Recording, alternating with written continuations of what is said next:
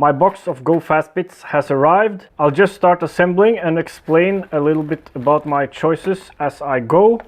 Now remember, this is not a collection of an Obtainium hyper performance bits. The nostalgic choice, what I would have bought back then, like what I dreamt of buying, or the equivalent of what I would have bought back then. The new clutch, Biralo.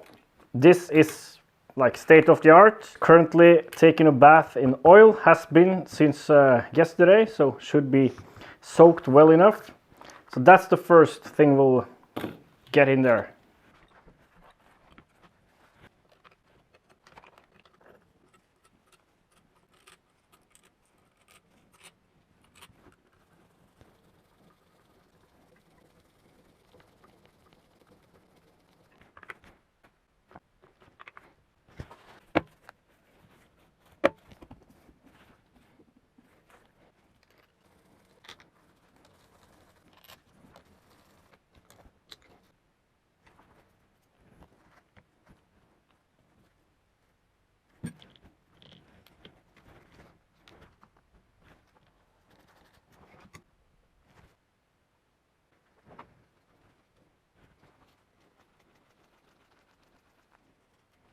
My cylinder of choice is a Metrokit ProRace 4. That's a 77cc. Back then this would have been, like, I didn't know any better, and this would have been the holy grail. But when I look at it now, there's so much wrong with it. Like, just compare it to, and they call this humongous, huge ports. Just compare it to my PIP cylinder. So you can clearly see the entrances to the transfers are small, comparably small. And also notice this really thin, like, knife edge here. And notice what's on my cylinder. And there's a reason for that. And also these transfer ducts have a really big curve to them, like one big radius. Well, here there's just a straight line and then into the bore. And this is not good at all. It'll make power. It'll make enough power for what I'm building here. I'm sure. Far more than enough. These issues you'll find on most, if not all, even the hyper racing moped cylinders. One exception might be the Biralo, that newest racing kit. That's fairly good. It's kind of a copy of the Aprilia RSA.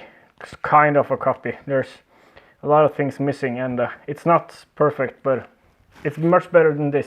This is what I would have wanted back then, and this is what I got. I have to port match. I'm going to do this the wrong way, unorthodox. I'm not gonna split the cases. I'm gonna match this without splitting, with some Play-Doh. You'll see.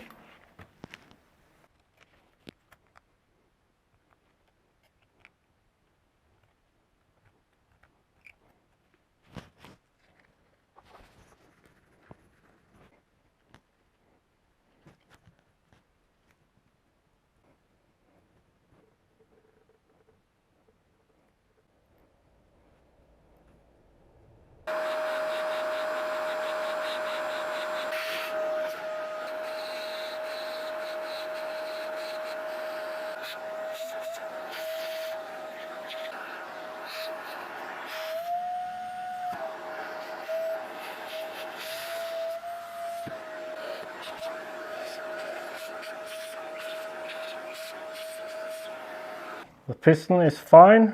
The ring pin is in the wrong location though. It's like skewed off from, it's off center from the back of the bore. And that's stupid because every time the ring is pushed back by the exhaust port, the ring will hammer on the pin from one direction only. So it will experience more force from one direction than the other, and can come loose, and so that can be a problem. I like the circlips. They're these things without ears, and so there's no part here that can rub off and jam in your bore. They're a bitch to install though.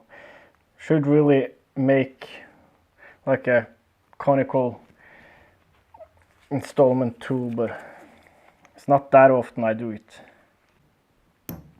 I've already checked the ring and it's gapped to 0.25, 27 millimeters, which should be okay.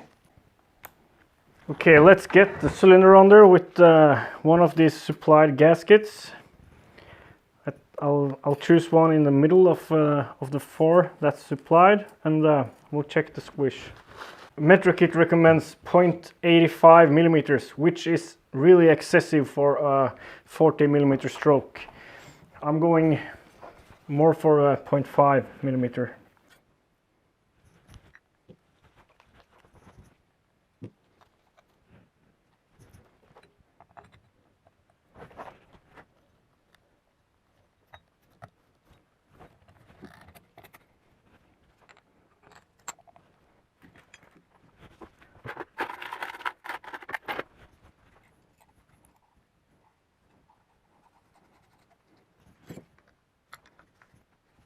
I might have forgotten to turn on the camera, but with the thinnest gasket on there now and some Yama bond, I still think squish clearance is excessive, but that's all I can do without milling off material from the cylinder. And I'm not gonna do that with this cylinder.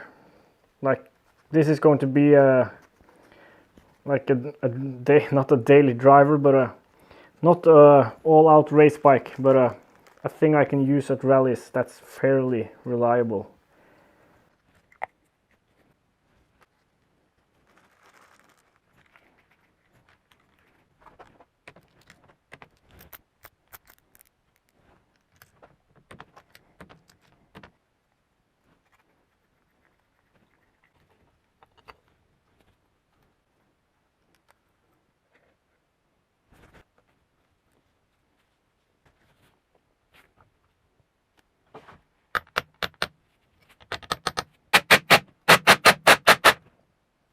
I went with this ignition just because it has like few parts and few wires. I'm also using this on the PIP engine and seems to work just fine. It's nothing fancy, and there's probably going to be comments about I should have chosen something else, but this works, and it has just this wire and a coil, so it's clean. Will be clean on that bike. Now to the interesting part. Fit the engine to the frame and see if the pipe will fit. Yasuni R3 Max. Great pipe, probably not the best, and I could probably make something better myself or more suitable for the more right proportioned, but like dream pipe from back then. This is going to be tight.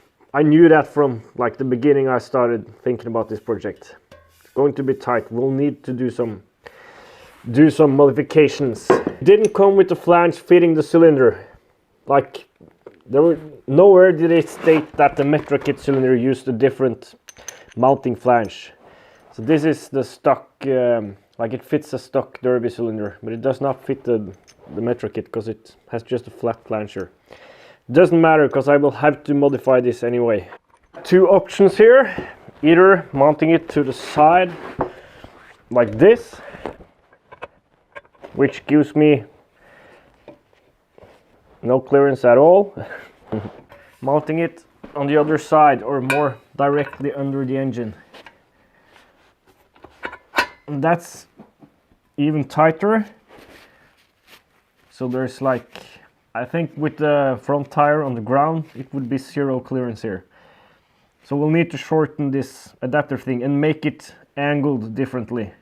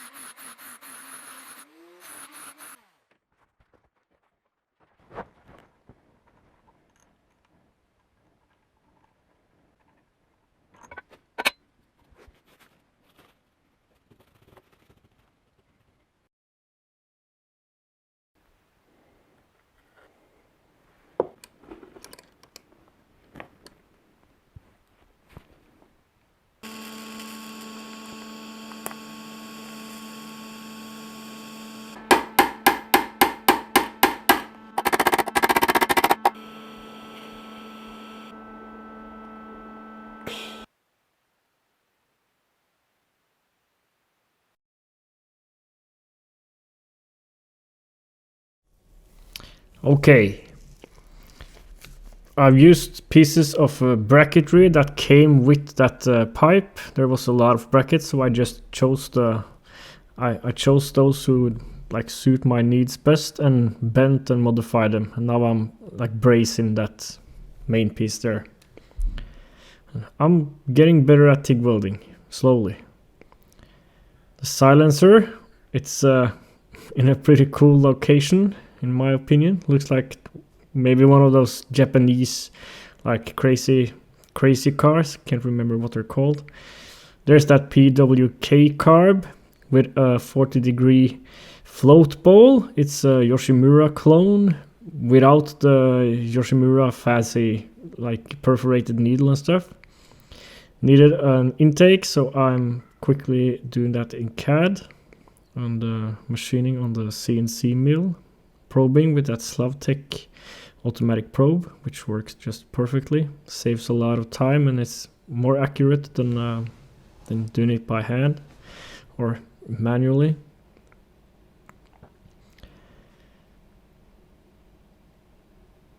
It's kind of weird watching without sound.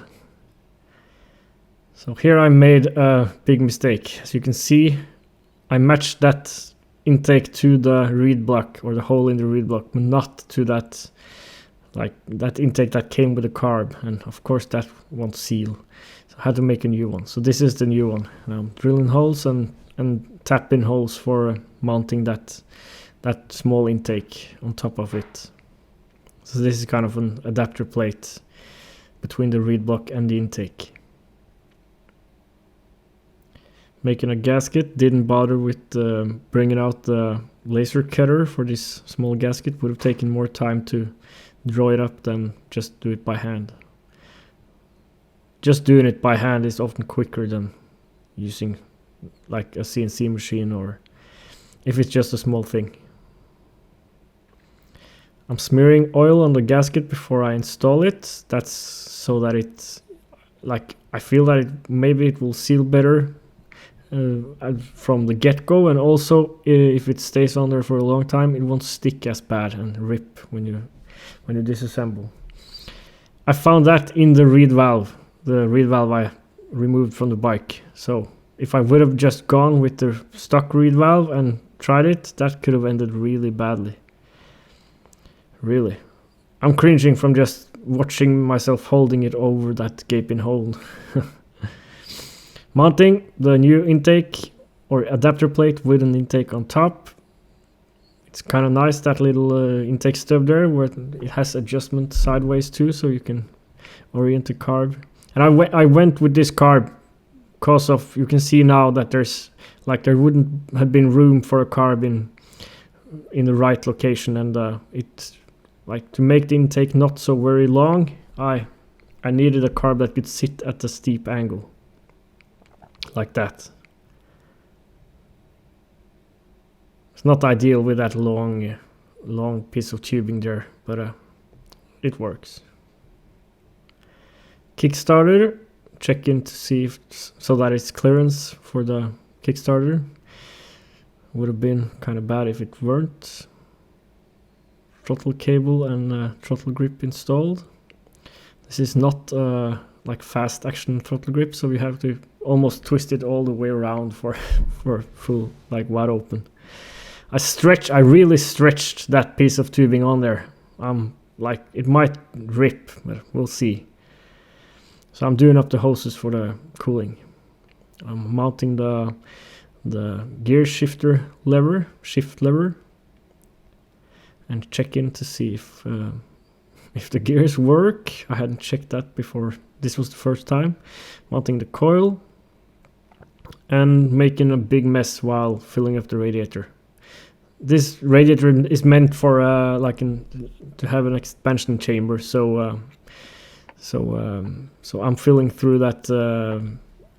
I think it's a plug for some kind of a thermostat or something. Okay, the sound is back, so I'll shut up now. Having a kill switch, it's not a bad idea on this bike, because the throttle is sticky, and which is not so nice if the pilot has left the bike.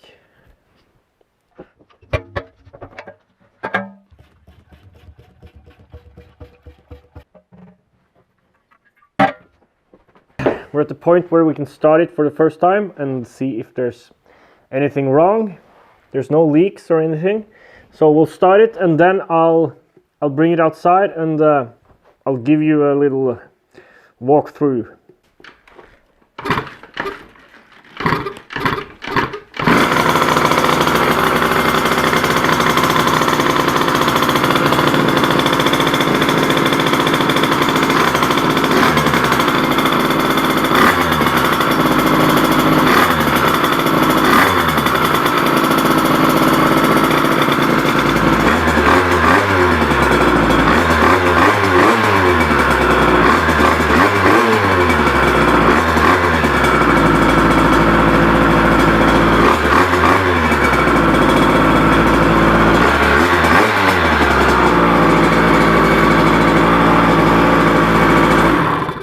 Sounds good. Get a footrest on there. On this side, the other side, I'm not quite sure how to do it because like any sensible placement of a footrest, like in the same orientation as on this side, will interfere with the kickstart. And I really want to keep the kickstart and not have to bump start it.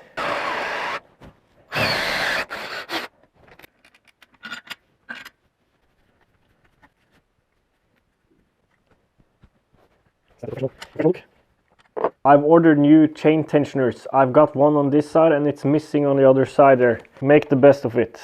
It's impossible to center the wheel now properly, or at least difficult. And also new spokes and a rim and new tires to like minimize the deathiness of the death trap.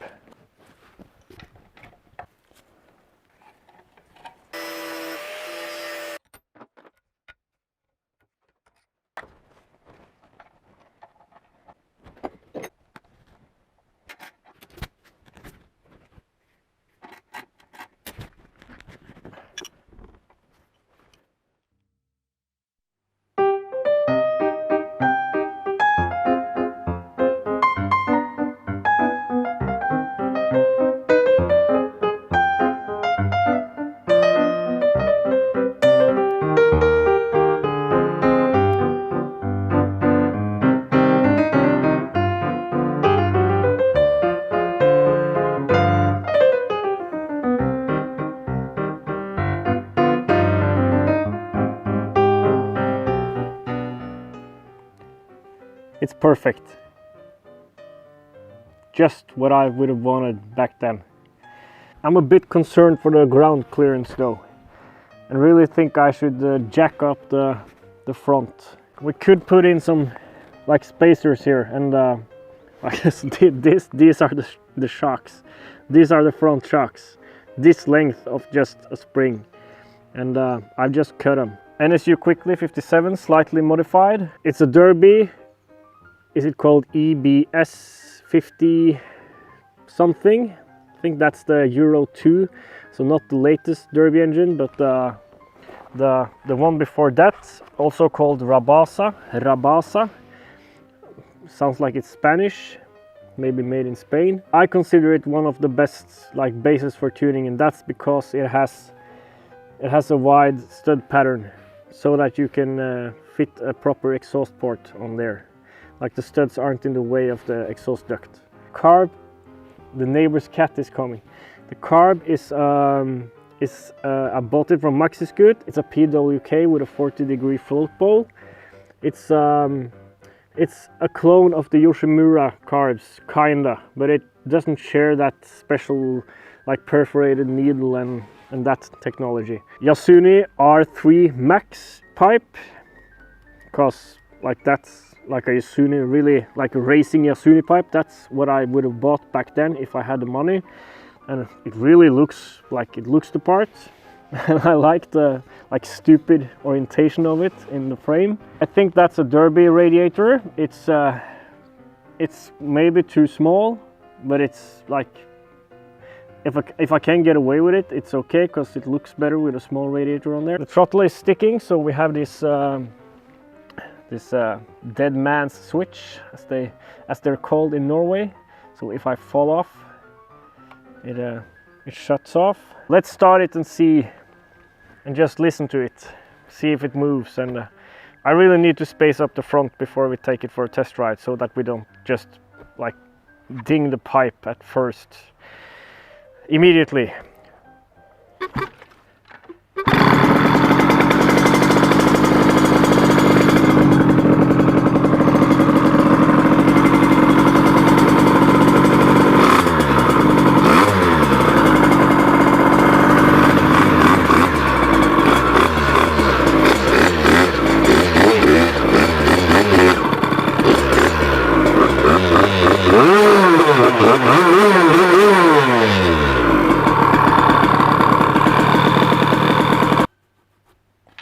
Grass burnout. You saw it first here on Two-Stroke Stuffing. Yep, you're seeing that correctly. I've got it jacked up with this this plywood sheet hoist thing for doing roofing. Wanted to work outside because it's such nice weather.